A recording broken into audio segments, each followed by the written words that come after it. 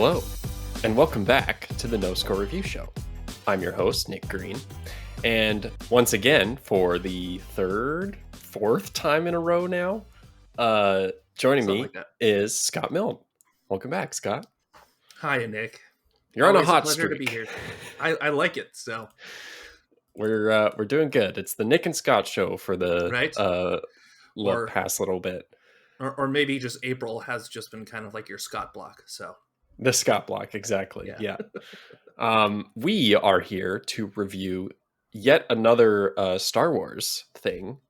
The Mandalorian Season 3 has officially wrapped up this week as of this recording. This is the way. This is the way. I've got my little Grogu, my Din Grogu now. And I've got my Star Wars. Light spoilers. It's spoilers without context, I would say.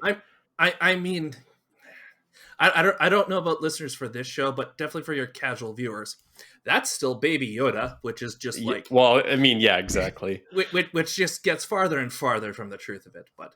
Yeah. I also am curious as to how much of an effort Disney is trying to actually push Grogu, or if it's just easier to market it still as Baby Yoda, because I feel like it's probably easier, right? They push. Because if I remember correctly, I think it was like a year ago or so that when Pedro Pascal was doing like a tour circuit of it, he had been so good at calling him Grogu, but on one show he slipped up and said Baby Yoda, and like he's just like, I'm more curious about merchandising, not so much of merchandising, like press. Yeah. Like market or merch wise, I feel like it's way easier to just slap a Baby Yoda because, like, that's what it looks like, right? I mean, they don't even need to like slap the name tag on it, because I can tell you firsthand, kids still call it Baby Yoda, even though they don't even know who Yoda is. So yeah. But yeah, we are here to review The Mandalorian Season 3. It will be no spoilers for the first little bit of this review. We'll give our general thoughts, touch on our expectations going into this season, and then we'll give an explicit spoiler warning going forward before we dive into all the nitty-gritty. So, without further ado, Scott, Season 3 of The Mandalorian? Question mark? I would say I had a very positive experience with it. I know previously on the show, we kind of talked in passing about Mandalorian Season 2, and very much like how it was like the action figure power hour. Mostly like when it came into relation, it was just like, and then we're going to drop in Ahsoka, and we're going to drop in Luke, and here's Boba Fett and all that. Yeah. Well, and in Book of Boba Fett, especially, right? Oh yeah. Like that was literally just the sandbox of like, let's bring everyone's toys in. At the very end, I mean, hey, they even got like spare Power Ranger toys in there as well. So. Yeah, knockoff Power Rangers. Yeah. But I feel like even for more of the action stuff, it was stuff that made sense for the story. It made sense for like the showrunners. And it really was a show about like Mandalorians. So, I rewatched the teaser, the teaser trailer and the official trailer when I was grabbing title cards and whatnot. And rewatching that trailer definitely got me a little more in the spirit of Season 3, because because I don't even know if I actually watched the trailers, like, or it fully paid attention to the trailers when they initially came out, but like hot off Boba Fett, I was very much, and with also just kind of having a negative experience with Kenobi as well. Bad Batch redeemed it a little bit with Season 2, but and Andor definitely put me in a more positive space. But just with how Boba Fett ended, I was just very nervous of how Season 3 was going to pan out, because like it's just a very odd choice, and I don't know, I haven't looked more into how true those like rumors or comments are of like Filoni and Favreau being forced to bring back Grogu right away. Yeah. I've seen snippets here and there online, but I don't know how much merit those actually have. So I don't want to slam anyone too much on that front, but it just still, like, objectively, it still feels like a very odd choice to end season 2 the way they did. Spoilers also, by the way, for like Yeah. past seasons and Boba Fett. Um, and then like just like wrap up that whole like story arc, for lack of a better word, I guess, Yeah. in Boba Fett, so that they can like get back I to yeah. like the what's it called, the like order of The things. yeah, like the main narrative that is, Din's. Because yeah, I Right. guess that's the thing is that like if you went from Mandalorian season 2 straight to Mandalorian season 3, You're what the like, heck what happened? happened? Why Yeah. is Grogu back? Like where I did I this cool saw a new couple ship come people on from? Yeah. Twitter being like, what happened, like in It's just between the like seasons, which yeah, doesn't yeah, feel real, because like it feels, I mean, as like a diehard, and I mean like you're the same way, right? Like we'll yeah, consume pretty much anything Star Wars for the most part. We've still yeah, got a lot of goodwill towards it. So uh it's like it feels so alien for someone to go from season 2 to season 3 in my yeah, head, yeah, especially knowing what happens in Boba Fett. But like, yeah, it would be so jarring to yeah. go from season 2 to season 3. You just Um, miss out on an entire like oh yeah. reunion. Even though, funny enough, if you're going to watch any episode in Book of Boba Fett, that would be the Watch The episode you would Mandalorian. want to watch. So yeah. Yeah, So totally, um totally. I would say that kind of goes in hand with like who was writing and directing that episode. You can never go wrong with a Bryce Dallas Howard episode. Yeah, Like she period. has killed it. Her ratio for her episodes directed and like episodes like rating wise, like Yeah. she's up there for sure. Yeah. Um Um and maybe just when we're talking just like creatives for that side, like Favreau like wrote this entire season mhm. and he did a good job. Yeah. I felt like he brought a lot of things back, like whether it was like learning from maybe some of like the different like Bad Batch writers and learning from like maybe what Tony Gilroy was doing with Andor. Mhm. I felt like he was able to come back. He was able to incorporate good lore that was like available to him, kind Right. of spanning like within the galaxy. Like they touch on like what a good 30 years worth of lore, 40, Yeah. something Easily. like that. Yeah. Yeah. um and they did it in like a great way where it's just like cool, not only can we really continue Din and Grogu's story, but like we can then also really look into Bo-Katan. I definitely we could say Bo-Katan, she's been heavily featured as well. Yeah. And Uh, as well, to like the point where I felt like this season should have been called The Mandalorians, yeah, for because sure. this season very much felt like it was more than just Din's story. Well, I mean, honestly, like the first 2 episodes, like this, I don't think this is considered spoilers, but like the first 2 episodes kind of wrap up everything the trailers offer about Yeah, Din's arc. So after the first 2 episodes, it's kind of uncharted territory, yeah, to kind of keep it a little bit more vague. yeah, But Din definitely takes kind of a back seat to other characters in the story, like Bo-Katan. Um, yeah, so maybe not so much back seat, but like he's more just along for the ride kind of thing. yeah, So yeah, just kind of touching back on feelings on season 3 overall. I think it was good. I think uh I think I'll probably warm up to it on a rewatch, kind of how I did with season 1 and 2 actually, cuz I had yeah, been simultaneously, I told you about this a little bit, Scott. yeah, Simultaneously rewatching season 1 and 2 to catch up my partner on the show because I was anticipating getting her caught up before season 3 came out, and I did not Yeah. time it properly. So I was Yeah. just kind of watching two different watching or viewing instances at the same time. I was keeping up with Yeah. season 3 and then going through the past episodes, but I really like season 1 and 2 now. A lot of the like self-contained like adventure of the week or bounty of the week type episodes Oh that yeah. lean more into it, I'm a little more on board with now. Yeah. And going back to them, I've found that they actually incorporated some of the overarching narrative bits a bit better than I had remembered. Okay. Um, so they played a little bit more meaningful role that way. They weren't just hollow like monster of the week type episodes you would see in something like a Supernatural or like literally any of those like cable television shows. Really, it has Yeah. more craft to it than that, which is nice.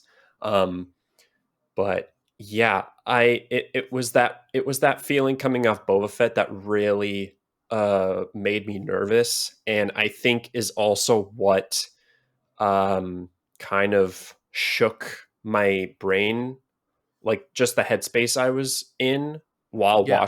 watching the show, because like touching on it again, especially after the first two episodes when the like everything we kind of knew that was set up from Boba Fett for how season 3 might play out is basically wrapped up. And then it's like, okay, well, this is all done now. So where are we Yeah. going from here?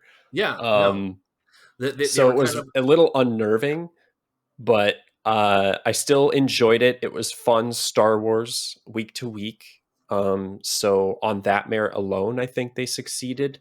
I mean, as of right now, I still think it's definitely my least favorite of the Mandalorian seasons. Okay. Um, I think it just could have been. It felt like very, not very safe, not like watered down safe, but it still felt very like conventional for the most part. And I Yeah. think there were so many opportunities for a lot of daring storytelling beats and opportunities that could have made it an Yeah. amazing season. Like, I don't know about anybody else, but like with how season 2 ended, I was actually kind of rooting for a Bo-Katan Mando like fight at some point. What Oh like yeah. how that gets resolved in the end is a different thing, but like that's just a compelling story beat like on Yeah. paper alone, right? Yeah. So Um. but yeah. I think with just its format and it being week to week, I think that's where then that's where it's a little bit more stylized with kind of like how Clone Wars and Bad Batch were. Mhm. Um, where it's just like, okay, we're gonna be doing things a little bit more safe. I mean, we're still gonna have like a couple moments, but as compared to like maybe something like Andor or a few of the movies where it's just like, cool, we have the opportunity to do like a dramatic character death, let's do it, and Mhm. take that risk. Um, because yeah, I got that feeling too as well, like especially in some of like the later episodes, it definitely felt it's just like the plot armor is showing a little too thickly. I mean, it's even Right. glossing over their Beskar a bit. Yeah. um Yeah. so that's where it's just like I'm gonna temper expectations a little bit then. So Yeah. but yeah. Um yeah, wrapping up our general thoughts though, I think it's still a recommendation. It's definitely Yeah. still on the stronger end. It's much better than Boba Fett. Yeah. Uh, much better than Kenobi, in my opinion. It's still like really solid. The team behind it is just really solid. Yeah. And this like the story is like on the weaker end of it, but like even measuring it compared to some of the past uh, Yeah. shows they've done, and or aside, obviously, because that's just in its own league at this point.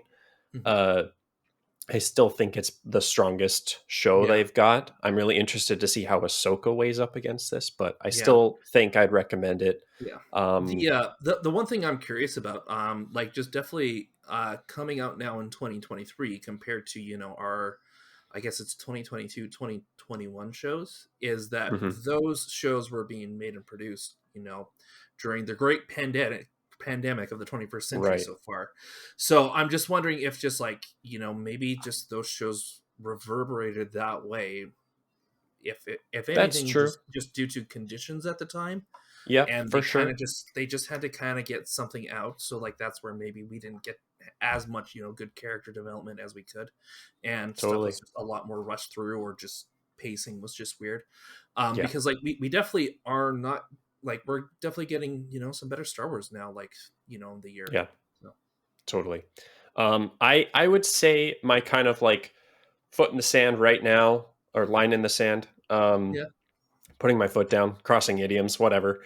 yeah, Uh, I would say like it's fun Star Wars, but honestly, at this point, like until I revisit it and kind of warm up to it a little bit mhm, more, if you're fine with how season two ended, honestly, it's like I if you don't want to be like disappointed, like also if you didn't watch Boba Fett either, because yeah, like it's nice to have that kind of headcanon, and that's kind of in the space we're in now with Star Wars. It's like there's so much stuff coming out now too, that the sheer yeah, volume, it's like there's bound to be stuff you're not going to like. So uh it's at this point like kind of pick and choose what you yeah, watch almost. So I would like recommend people who really liked the ending of season two and really liked the direction they seemed to be going. You might not want to watch season three or Boba Fett if you still haven't watched that at this point, just because it wastes, to be a little bit like hard on Disney and Lucasfilm. It wastes that kind of compelling opportunity that could have been there. It doesn't completely like fumble the landing though. It's still really solid, really fun Star yeah, Wars. yeah. So I think for sure there's going to be a few cherry picked episodes that you will enjoy. Yeah. Which There's lots of really yeah, fun moments in the show yeah. too. So yeah, let's segue now into our spoiler talk with our highlights and lowlights. So this is our explicit spoiler warning for Mandalorian season three. If you don't want to know any more details going forward, this is the place to pause the video. And then once you've caught up to season three, finished it all, then uh, oh man, my brain is Yeah. fried right now. Then Uh, come back and listen to us rant more about Star Wars exactly and what Scott Mandalorian. said. Yeah. This is why I have guests on the show, is because when my brain stops working, then other people can talk. Yep. Yeah. So yes, spoiler warning right here. Come back once you've seen it, or if you don't care, then stick around. All right, let's start on a positive note. Scott, what were some highlights for you from this Ooh. season? Um Definitely them resolving just so much Clone Wars Mandalorian lore. Okay, Um I mean it carries throughout the entire season. Um Bo-Katan, as played by, I forget her name, Katie Sackhoff. Katie Sackhoff, phenomenal. You know, Yeah, uh, I would agree. She's she highlight, yeah, like top tier highlight. yeah, she's the reason why I think this season should have just been called The Mandalorians. Because when Yeah. it's her and Din just paired up with each other, all throughout, I mean, they're driving the overarching narrative. I mean, yes, Din Djarin is like, the badass that we've been following along this entire time, but um Bo-Katan kind of coming back, even though like she starts at like, kind of like her lowest ever, right? I mean, she's Totally. had she's had a lot of low points in her life, but Yeah. when you first see her sitting there and like, Hmm. in this grand palace, but like it's empty and it's just her, and it's really Yeah. reflecting, where it's just like she came from like, this grandiose house of Mandalore, and it's just Hmm. been reduced to nothing by like, the Empire basically. So her just coming out of that with Din's help, and then um then with like his cohort, really mobilizing and all that and coming through, I felt like that was great momentum for her. I think I really enjoy. I think what I take away from that, on my end anyway, is 100% wholeheartedly agree. Katie Sackhoff was fantastic. Chef's kiss. Yeah, A great number two, or like level level headed character, not level headed, same level as Din Djarin. yeah, Um, I would have liked more. Like I think where I'll probably be coming back to a lot with this review of this season is I just wanted more depth, and uh just kind of to push a little bit deeper and have that more compelling like character work and stuff. Like I would have loved even more scenes with Din and Bo-Katan. yeah, I would have loved like a more in-depth arc behind like how she lost the dark saber to Moff Gideon, and like how that yeah, has affected her like mental state and stuff. That yeah, like I think this is probably more on my end a little bit of just like where I am with Star Wars at this point is like yeah, we've got so much Star Wars now, so yeah, I am always hungry for like this yeah. more compelling, more like I satisfying character work and stuff. I think there definitely is still so much room to get into and explore Moff Gideon stuff. Because even though, You think yes, so? well, I mean, yes, they've now perfectly set up stuff for getting into Ahsoka, and very very much teasing the return of Thrawn and everything with the Shadow Council and what have you. Right. Um, but I mean, hey, as we've learned, there's somebody who was cloned that somehow returned. Well, yes.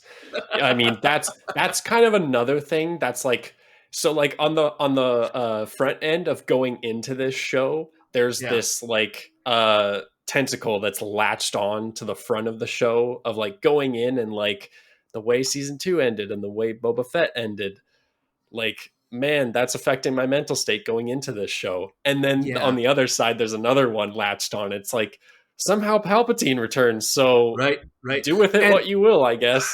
it's hard because like when you're like looking at forward future projects as well, as you said, that tentacle is there because as we're looking to Jedi Survivor as well, in the main teaser trailer, yeah, they got clone tanks of whoever's in there. So Right. definitely cloning is alive and well throughout it.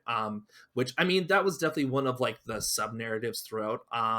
Yeah. With the episode, I had it right here. The convert. Convert, yeah, which was apparently that was the most that was quite a hot topic of an episode of people either loved it or hated it. Really loved So it or really hated it. Yeah. yeah, yeah, I love that episode. That was, speaking yeah, of highlights, that was probably my favorite episode. Most unexpected thing to happen in The Mandalorian, honestly. yeah, yeah, And that's kind of saying something, because like it seems the Mandalorian seasons have like really just kept incorporating more and more yeah, characters from across different yeah, eras of Star Wars, and it's and becoming less and less like the Mandalorian show and more just like all of yeah. Star Wars, right? And not just simply that, but like also like environments, like as of like the airings of kind of everything when they first showed off the convert, like there was that one scene where Kane, Mm-hmm. uh Eli Kane, the former operative, takes Dr. Pershing, Mm-hmm. takes him to the peak of of Coruscant. It's just like, hey, guess what? Below this giant city, there is actually like a world below of sorts. And then it was like a week later, they then revisited that same locale in the Bad Batch.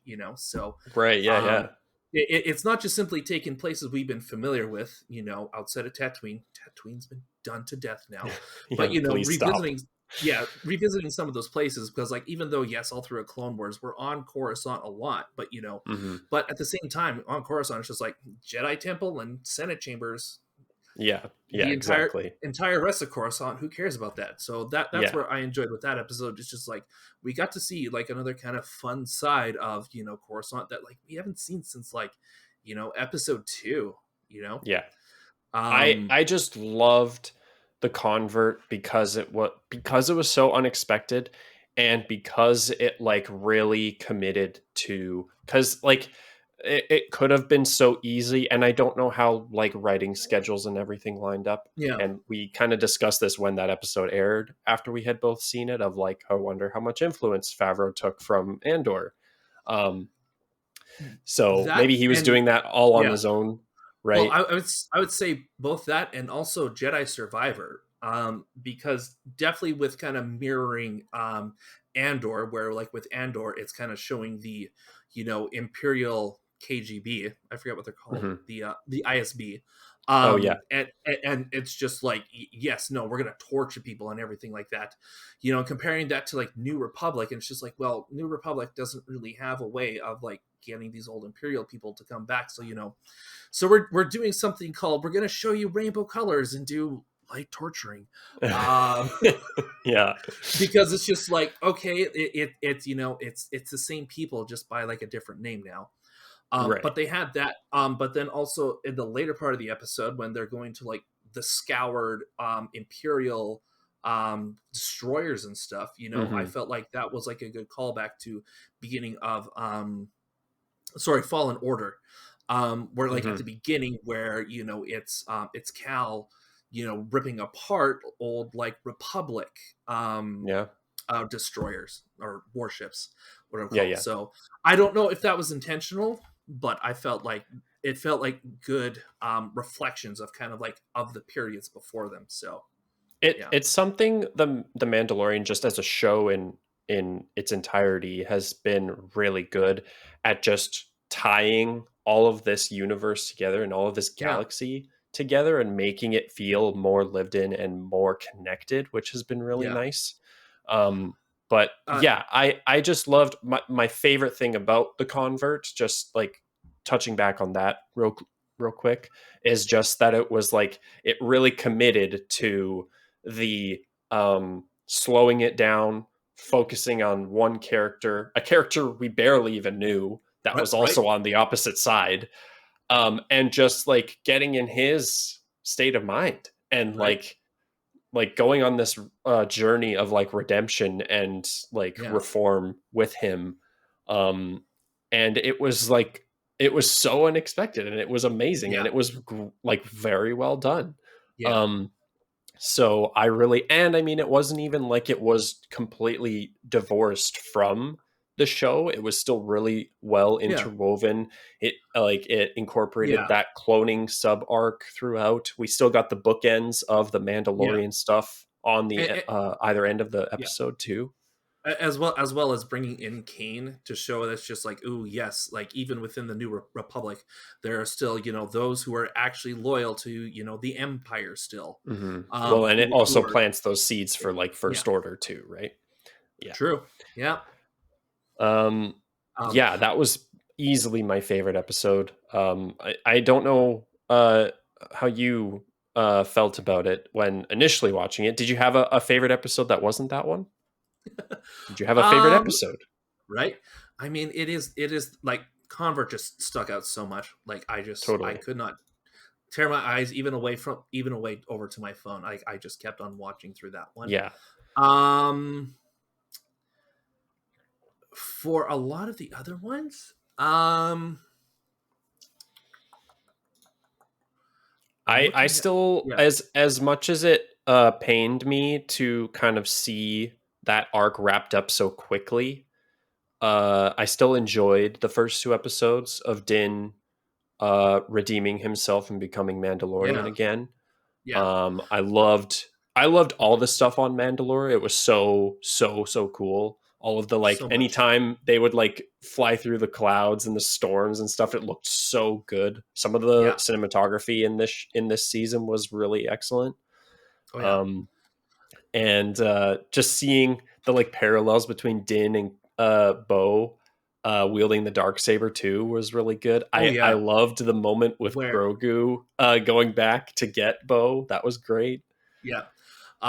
Yeah, no, definitely touching on that. I mean, what is it like all throughout like his time having the dark saber? I mean, it was most prominent in Book of Boba Fett, where it's just like this thing was so heavy for him, and like he's Hmm. swinging around like a kid holding like an oversized bat. Whereas like, Hmm. nah, she gets it, and she's just using it like Swinging a it around like lightsaber. it's nothing. Yeah, yeah, Yeah, yeah. exactly. But What other highlights did you have? uh, definitely Guns for Hire, where it Mm. is, Oh, yeah, right. Cameo where City on that planet. oh my god. I guest, mean, yeah. guest appearance. Sorry, it's not a cameo. Cameo is like a 5 second Oh, yeah, you're shot. right. It's a guest But appearance. yeah, like the guest appearance actors. I mean, tying into your own recent episodes, we have more Jack Black. Yeah. At, That was the Wednesday of Jack Black because Mario movie came out that very Wednesday. right, yeah. It was what, April 4th?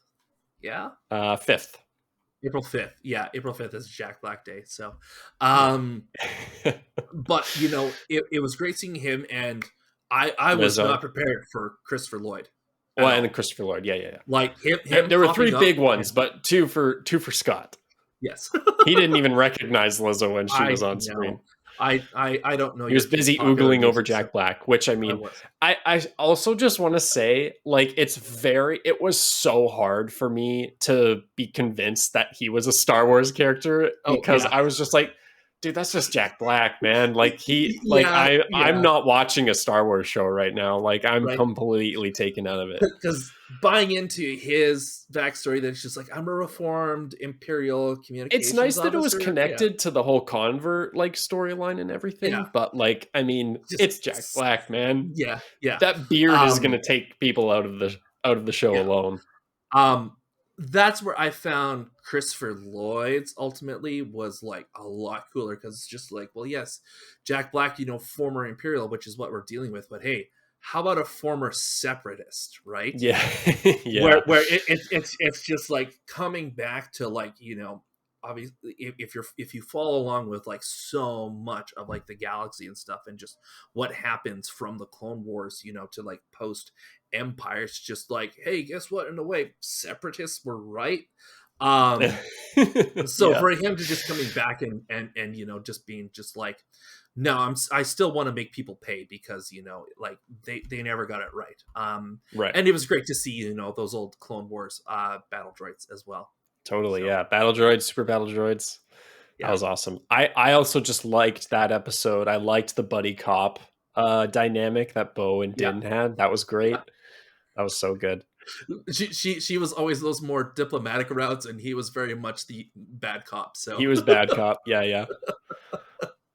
Um, yeah, a little more, some more like tidbit things, highlights that I had, yeah. and especially more recently with like in the finale, the what I am calling the Din Djarin Wick hallway fight scene, with the ray Oh shields. That was yeah, fucking sweet, dude. yeah, That was so yeah. good. Getting R5 to disable each ray shield as he was going around kicking ass. That was awesome. I The mean, hey, yeah. choreography in this show too was amazing. It was Oh, so good. I mean, what is it like? Yeah, no, like they're having to bring, you know, Mandalorian like war culture to the very front of like this season. Yeah, Because it's like, absolutely. obviously, yeah, like we got like the epic fights with like Din and Bo, but then it's just like cool, but like in the background as well, you have a whole society, also fighting against, Imperial remnant forces. So Totally. um Yeah, that hallway fight scene was amazing. The all of the Mandalorian stuff, I yeah. love it. It has now cemented itself as one of those like iconic Star Wars shots Yeah. of like the Mandalorians dropping from the gunships and like Oh yeah. jetpacking down. and That just looks and just so good, man. swarming in. Yeah, no, I love Yeah. that. So, and actually, it's like the mirror as well, like when they were first going down and like exploring and trying to get to like the heart of the city, and then all of a sudden they like hear the swarm of like Imperial people. Hmm. So Yeah. um it was kind of like moments like that, and then as well when Din is fighting the Imperial Guard. Uh, That's the guy all in red the dress, Praetorian Guard. Praetorian guards. Yeah, So yeah, like the guys from the that Last Jedi.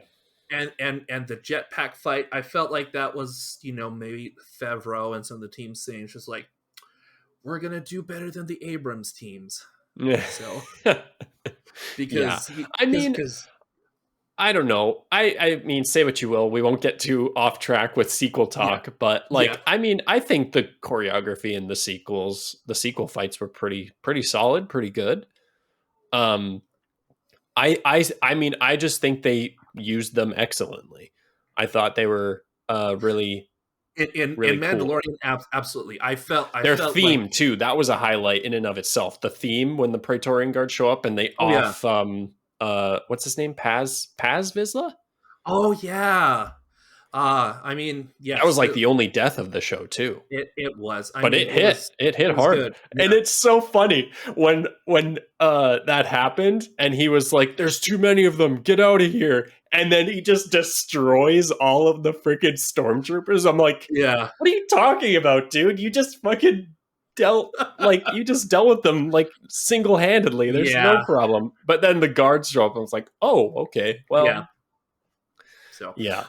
it the Praetorian guards. I mean, I feel like having them back in helps better showcase them, because kind of, yeah, in other Star Wars material, usually it's just like they're up against Jedi. They are no, Right. real force to be reckoned with when it comes up against the Jedi, or they don't want to go up against Jedi, because even though they might have maybe the better weapons, the Hmm. Jedi will still have the Force. So on Yeah, their side. true. So Yeah. Another thing I wanted to shout out, the dog fights in this season were fantastic as well. They were excellently shot. They oh looked yeah, so good. I'm just a huge fan of the new Star Wars tackling dog fights and like ship flight in space. Like I love that was one of my highlights going back to sequel talk a little bit. That's one of my highlights for the sequel trilogy is anytime we're in Poe's X-Wing and the way he like maneuvers his X-Wing around is so cool and they've yeah, carried that over into Mandalorian as well. And even in like past seasons too, like the dog fights in this show are awesome. They're yeah. so good. Because what is it? The episode, the pirate. Oh yeah, like when they're up against Karga. Was it? No, that's Uh no, that. Grief Karga is the friend. Yes, he's His the friend. he's yeah, Um, he's Carl uh, Weathers. But the captain, the like Davy Jones looking dude. yeah, no. It was, yeah, Din and Bo Katan, basically, Hmm. yeah, like just outmaneuvering him. Oh Well, it yeah, was because like all of one, the oh no, sorry, yeah, ship wise it was them. Yeah. yeah, Yeah. But then in that, the premiere too, we got a bit of space dogfights when Din first encounters the like blockade of oh pirates. yeah, yeah. So and just Yeah, that was really cool. really showing off, like, hey, guess what? Like, you hadn't seen, Naboo fighters since episode 1. Yeah, Yeah, don't forget that. Yeah, no, these things are just as badass as X-wings. So totally. Yeah. especially when they've been souped up. Well, So yeah, I mean, they showcased that even more so than I think Lucas was able to at the time or even tried to, right? yeah, yeah, Um, so yeah, that was awesome. I loved all the Mandalorian or all the Mandalore stuff. I loved the yeah. shot in the finale too of Axe Woves flying through that like his Oh whole yeah. sequence, like when he was like Oh on yeah. the comms with Bo-Katan and I him flying love that. through and then fucking getting the ship under control and fending off all of the TIE fighters and stuff. That was awesome. It's just like, yeah, no, like this is something where it's just like, yeah, you will only ever see this in a galaxy far, far away. Yeah, yeah, man. Because That like, it was so cool. for somebody to go from like underground caverns up Yeah. into like orbit, and like just neck breaking time is Yeah, pretty fantastical. totally. Um, other great guest appearances. I mean, there was Zeb. Zeb showed up Yeah, with the Zeb, other. that's I was trying to remember his name when I was jotting down all of the cameos and guest Yeah, appearances and stuff. Um, Yeah, that was so good. He looks fantastic in live action. They think they yeah. nailed it for the most Um, part on their CGI for Zeb. can't wait to see Um, more of him in Ahsoka. And yeah, then hopefully. probably the absolute best is Ahmed Best. The absolute best. Yeah. Nice. Yeah, So that was cool. I want to say I'm a little negative about that scene in retrospect, like just because like it doesn't really play much of a part. It's just like Grogu having another flashback yeah, I and mean, getting like a tiny like a sliver of more detail of how he actually escaped. yeah, Um, I think it was more than anything just a way to like reincorporate Ahmed Best and bring him yeah, back into the and fold, which is yeah, nice. and kind of give him like that culturally redeeming, like redemption factor after Yeah, after being initially bashed by naysayers totally. back in the early 2000s when apparently Jar Jar wasn't cool. Yeah, totally. But I mean, now we all know that yes, Jar Jar was cool. And And Jar Jar was right, more yeah, importantly. yeah, Other cool cameos, like all of the Babu Fricks. I did like Grogu trying to hug the little Babu Fricks in the premiere or whatever. That was a fun little bit. yeah, R5 playing a pivotal role in the finale as well. That was yeah, pretty crazy. And who would have thought like one of the dysfunctional droids from A New Hope would play such a huge role? yeah, Um, what else? We got a Thrawn mention, kind of what you said earlier. yeah. Um, And of course, Hux's dad, oh in yeah, there. Hux's dad. I Yeah. forgot about that. That was pretty Um, crazy. he's it's Brendel Hux in the sequels, and his dad is no, that is him.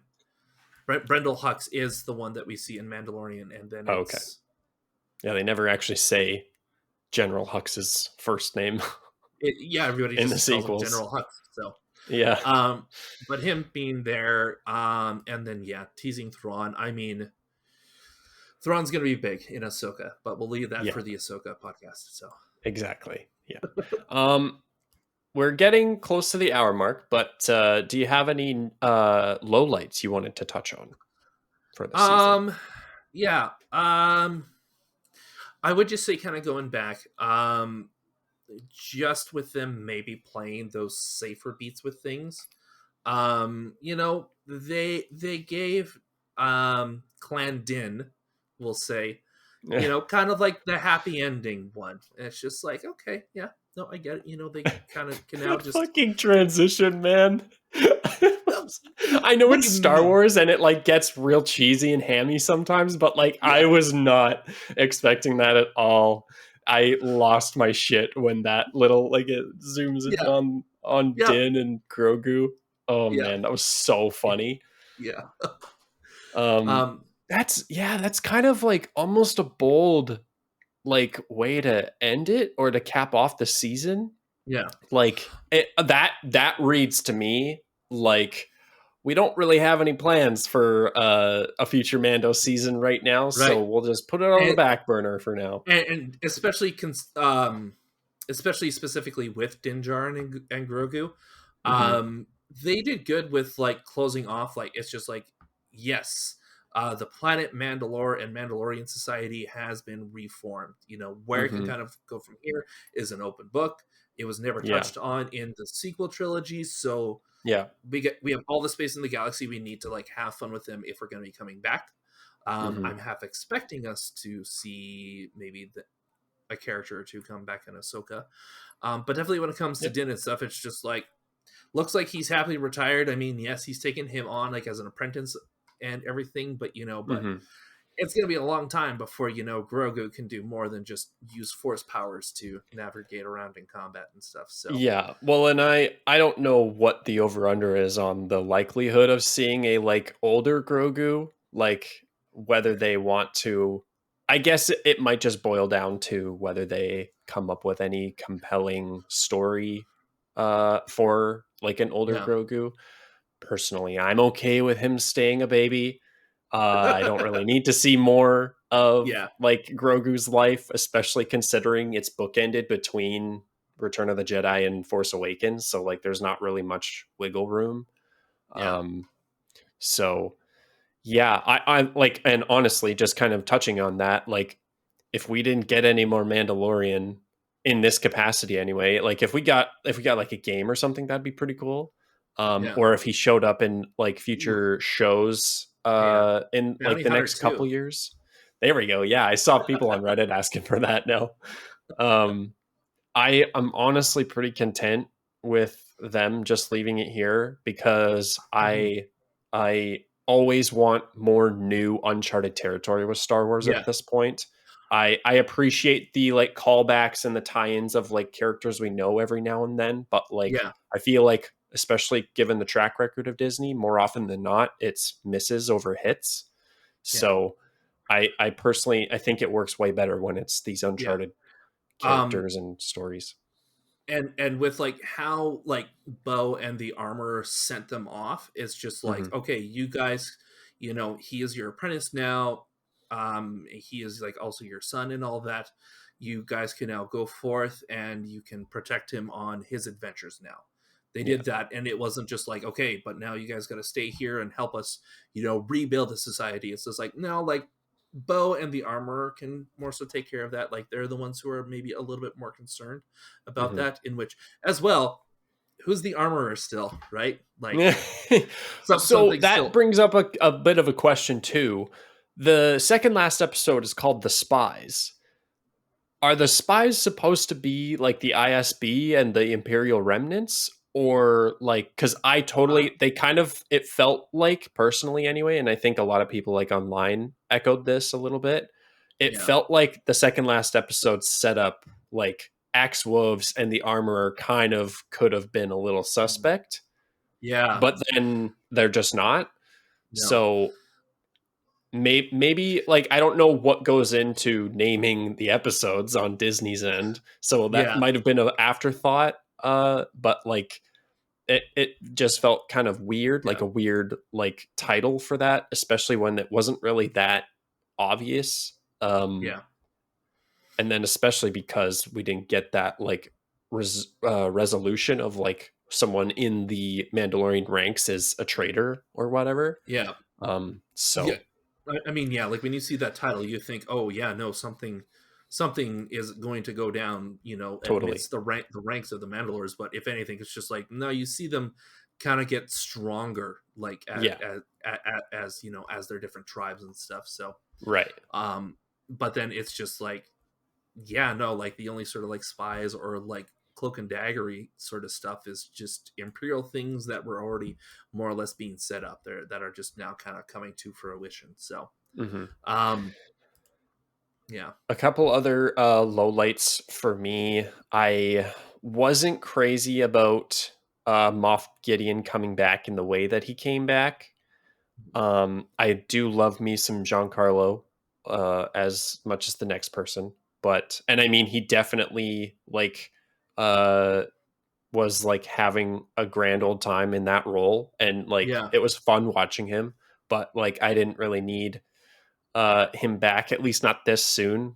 Because yeah, like I know he was like sent off to go serve his prison sentence or whatever, but the yeah, way they brought him back didn't really sit well with me. I also just like it feels so weird. It still sticks in my head of his little monologue when he first shows up in that second last episode in his yeah, all Beskar armor, his Darth Vader fanboy suit. yeah, Uh, like and he makes a comment of like I've finally perfected the dark trooper like yeah, formula, basically is what he says, by yeah, adding me. But then literally in season 2 they talk about how the last thing they removed to improve the dark troopers was the human element. So like right. which is it? Someone's a Yeah, little up their own ass if which, I think about it a which little if bit. you remember properly, yeah, like that human element was clone troopers before as well. So Exactly. it'd be hilarious. It's like we removed the human element.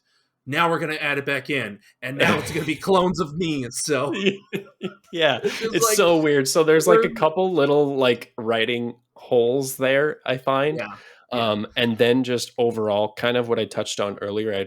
We don't have to go into it too much more, but just like it felt like they really could have just taken a couple extra steps and reworked the season a little bit more to really bring me back in, because I still think they could have sold a compelling um overarching story with this season, because like the Grogu thing getting resolved in Boba Fett was one thing, but Yeah. like the Boba Fett stuff also launched kind of that starting point for Din in season Yeah. 3 of redemption to becoming Mandalorian again. So I Right. still think there was plenty of room, and you still could have kept a lot of what happened in this season with the reunification of the Mandalorian race. Are they considered a race? Clan, I guess. Clans, Um, cultures. Yeah. yeah. Creeds. Yeah. But like the reunification of the Mandalorians and the retaking of Mandalore as well, Yeah. you could have easily interwoven that with Yeah. Din's like personal arc and journey of becoming Yeah. Mandalorian again and really getting into what it means to be Mandalorian. I think they could have uh, Yeah. gone in more depth with that, I think. Um, in which, touching on that, I felt like they really glossed over like the remnant Mandalorians, like those who stayed behind on Mandalore, and who have Right. just Yeah. been like Yeah. That was kind of an surviving afterthought. all these years, and then all of a sudden them just being like, "We're here for you, Bo. Let's now go sacrifice ourselves for Yeah. retaking this planet." It's just like, okay. Yeah. So, but I guess if anything, it's just like maybe that's just very loosely still tying to the division of Mandalore culture, and Hmm. Bo and the Armorer and all of them coming back is the signal flare for the reunification of stuff, and for them to Sure. just be immediately we're on board it is very fast. So Yeah. Yeah, I think they also could have handled like the dark saber like arc. There wasn't even really there was a bit of an arc with it. I think they could have handled yeah, that way better. What I want to really touch on first though is my main low light was the fact that they destroyed this dark saber, but not only that they did that, yeah, but that it was kind of a meaningless like moment, like especially because like Gideon's like hand over the dark saber, and then once he like is within grasping reach of it, he just breaks it because he has super strength right, apparently too. right, yeah. So like if you're gonna destroy it, I think there would have been a way better opportunity to have it like be way more thematically symbolic and like impactful Yeah, if like Bo was like, or Din, like if we got that Din Bo like face off and like Bo actually challenged Din for the dark saber to yeah, rule Mandalore, right? yeah, And then they could have had this like huge moment where like Din destroys it and be like, no, this isn't how we should be doing things, right? Like something along those yeah, lines. yeah. Um, Because they did land that line of just like Mandalorians shouldn't be infighting the way we've been totally. infighting as They much. grazed on it a tiny bit in Yeah, the end of the buddy cop episode. Um, guns for hire. Guns for Hire, thank you. Yeah, Yeah. But yeah, a couple more steps I think would have really, really pulled me in and really sold me on the show. There were a few things all over throughout the season that were like that, but I think we touched on most of the important ones. yeah, Like I said, it's still good Star Wars, good fun Star Wars. yeah, I know there's always that argument of like Star Wars is meant for kids, so like let it be fun and like you don't need yeah, to have like yeah, compelling Oscar level yeah, writing and whatnot. But yeah. I think this is where I found with season 3 is that maybe it was designed this way, but like you could come in with like any level of knowledge and be able to get on board with at least a couple episodes, like sure, if maybe all you were ever familiar with was like just the movies, and even at that select movies you could hmm still have an idea as like what's going on. So it's just like, oh hey, like planets, or like I recognize those ships. Whereas hmm this is like, hey, like if you've watched Clone Wars, if you watch sequel stuff, if you've played games and like all that stuff, then well, then yeah, then there is like so much meat on the bone there for you still. So yeah, for sure. It might It not is be a your nice favorite blend. type of meat, but yeah. Yeah. It is a nice like melting pot of fun Star Wars and taking from all of these different eras and different locations and different points in the like mythology and lore, Yeah. and incorporating them pretty well for the most part, when even when you just like take a step back and like think about the sheer amount of stuff in Star Wars, it's doing it pretty well. Oh yeah. So um Hey, yeah. if any of the stuff of this season can get you on Wikipedia and going to one of those pages that is like just 4 years long, Yeah. so sorry, Yeah. parsecs long. So yeah, Nice. Good job. Um yeah, just quickly, I don't really know what, obviously, because I haven't talked to them. There might be some interviews about it, but like in terms of creator goal, I don't know. I yeah, think they succeeded on the front. If we're going based off kind of like what trailer was advertising and what the show delivered, I think more or less it delivered. Um, yeah, it's a fun 8 episode season of yeah, Mandalorians coming together and yeah. more Din Djarin and Grogu adventures. So actually, I'm gonna throw out a correction. There is one cameo that's very noticeable. If you can pick up One on it, cameo. at the very end of the return, when they're at the One New Republic cantina, in Oh the yeah, background, one of the Filoni, new right? yeah, one of the Yeah. New Republic fighters Well, is I think Filoni. he was also in the first like with the episode with Zeb too. His head Okay, might have been like faced away from camera, so there he's you go. not as noticeable. But yeah, Yeah, he had a double cameo, yeah. which is fun. So Um, yeah, so I think they succeeded for the most part. If you kind of like just look at like trailer versus delivery of show itself, um, I'm actually I'm eager to revisit this because of how I felt going back to season 1 and 2. Like I might yeah, like turn over a new leaf with this season and be like, oh, it's not as bad as I thought it was. It's like it's good. It's really good. or So or hopefully or that's the you'll be, case. or you might just be like, this is absolute garbage, and I just wasted like 8 hours of my life. Well, you know what though? At least the second watch through will let me know. Now I never have to watch this again. Yeah, So yeah, I'll definitely be rewatching it to see how I feel, whether that be more yeah. positive or negative. Um, one pro and one con, Scott, to wrap things up before we get out of here. My pro is just if you're a fan of Clone Wars, then this is a season for you. There's Sure, going to be more than enough things tying to, just separatist stuff, to Bo-Katan stuff, to more or less keep you happy in there. There's even Coruscant stuff there for you as well. So, totally. and just as for a con, it, it hmm, um, Do you want me to do my pro while you think? sure, absolutely, take it Okay. away. Sounds good. I'll just highlight the convert episode once more, just because like it was such a refresher, especially like it. I think they actually timed it really well too, with like wrapping up all of Din's like solo redemption arc in the first 2 episodes, and then kind of having a bottle episode of sorts in episode number 3. Yeah, So it was a well timed episode. It made me like lean forward in my seat of like, oh, this is unexpected. What are we doing?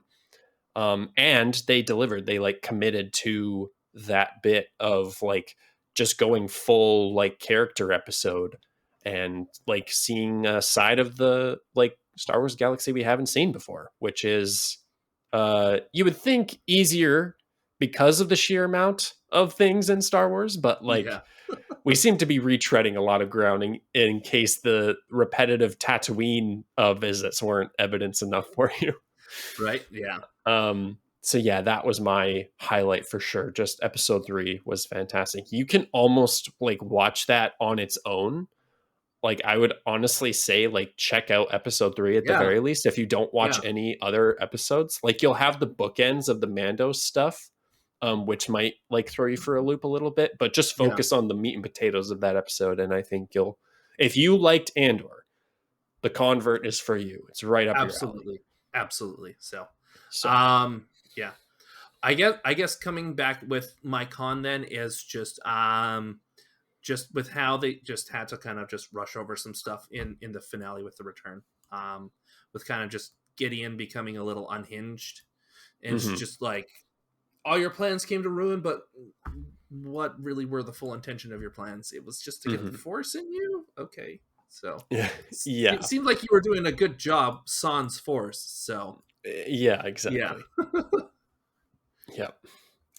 My con, I mean, I'm kind of going to steal a little bit and segue off yours. It's just kind of what we've been chatting about the whole review is just it could have, there was a lot of potential. I saw a lot of potential with what they could have done, especially considering where they were starting off with how Boba Fett uh, wrapped up. yeah, And it just wasn't quite there for me. It might not be there for me in the future, depending on how my rewatch goes. So, um, especially with just how season 2 ends, it like even though it's like technically open ended, it still feels like it ends on like a okay, yeah, Grogu and Mando are going their separate ways, yeah, right? So, you can leave it up to your head canon for how that ends.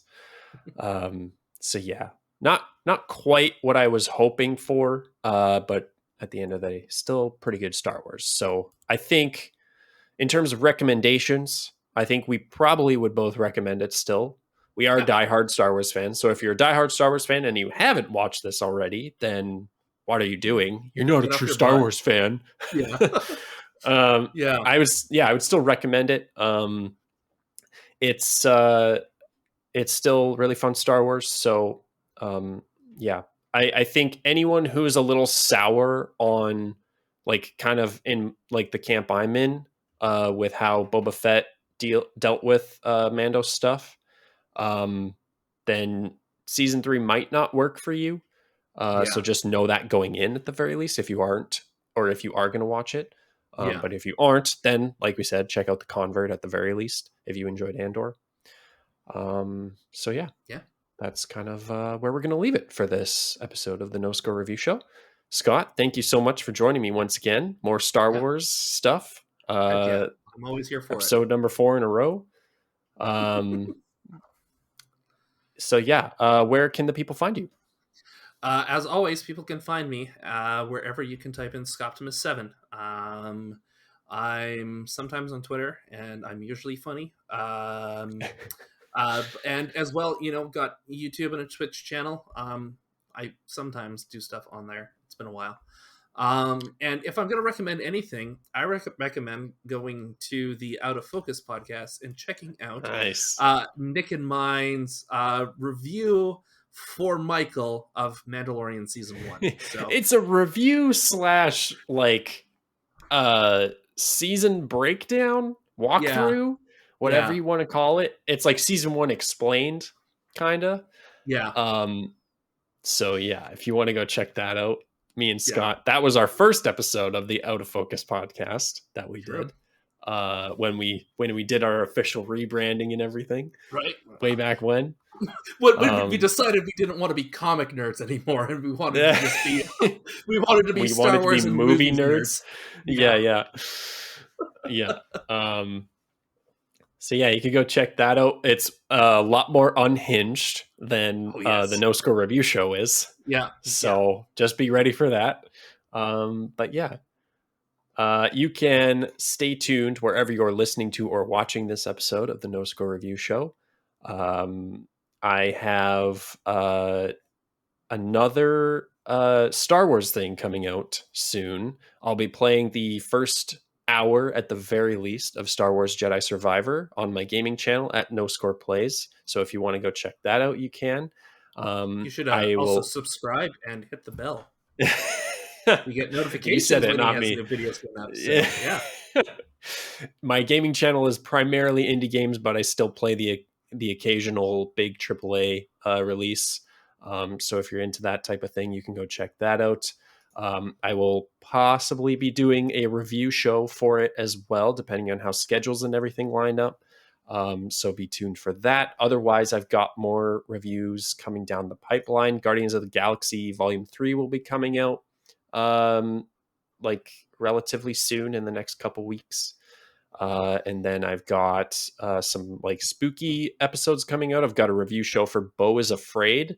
That's like the complete antithesis of Star Wars. So Okay. if you want to check out the review for that, they're marketing it as a Jewish Lord of the Rings.